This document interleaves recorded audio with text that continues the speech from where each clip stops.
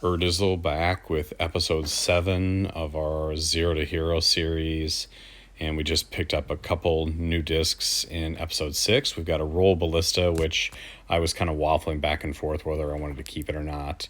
And the beautiful Accurate Windbreak Explorer. Both this I picked up by getting 3 stars on the Cahoe Backwoods. So I went a little out of order. And we really don't have any good choices left. We've got Owlwood, Cahoe Park, and Coyote Canyon. So we're just going to jump right into Owlwood and see if we can hit the 3 stars. So I'm going to be using... Oh, that was a sketchy shot. That was my recoil.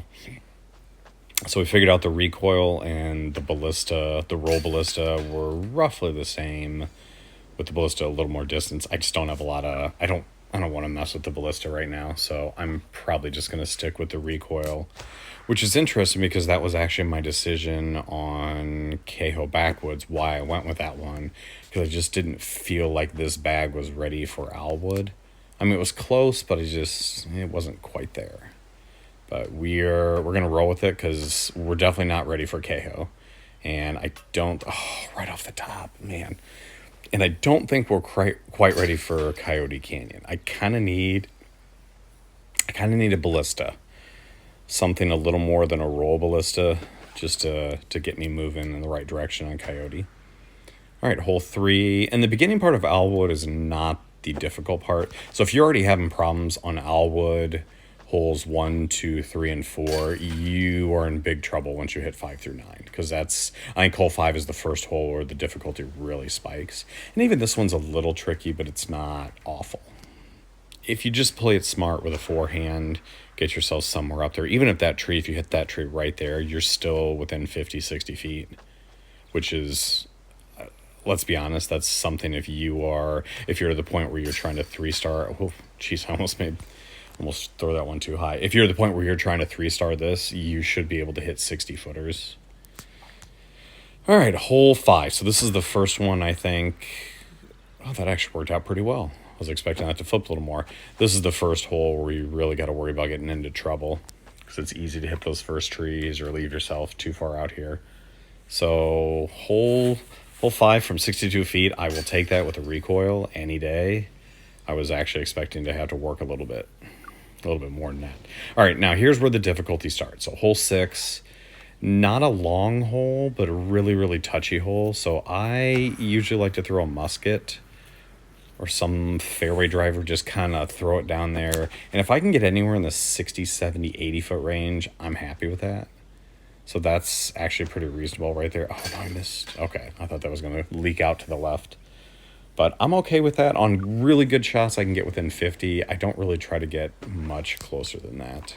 It's just too risky. All right, this is the hole I was really worried about, and I got a very, very, very fortunate wind, right to left wind of 3, and I still kind of left that wide. But the recoil is enough to get it over the wall, but now I'm going to have to throw this one in. Get it. Yes. So I know those throw-ins are not easy to do for new players, but I think if you're going to play these holes smart, I would rather play for the throw-ins than try to get risky and park it and get a bogey out of it. I mean, worst case right there, if I miss those throw-ins, I've got pars. Pars are better than bogeys, especially when you're trying to 3-star these. Okay, so hole 8, I did not leave myself with a great spot, and so I'm going to try to sneak it through the tree. Oh, God, that was so freaking lucky. I'm not going to lie. I like to be a little further up the fairway. Obviously, with the ballista, you can get further up. The recoil kind of left me a little short, but I was able to... That was kind of lucky. I'm not going to lie. I had to sneak it through. All right, I think we can get this now. If we play this on a little hyzer... Yep, that's good. That should be good. Right over the wall. Nice. Tap in. See, that's how you end it. Wow. Okay, that was a very, very, very good round at Owlwood. I was not expecting that. I thought the back 4 holes were going to give me more problems, but they did not. And look at those. Windbreak Ballista, that's the one I needed.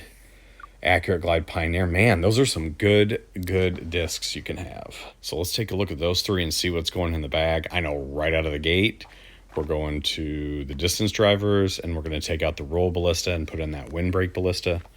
Most definitely.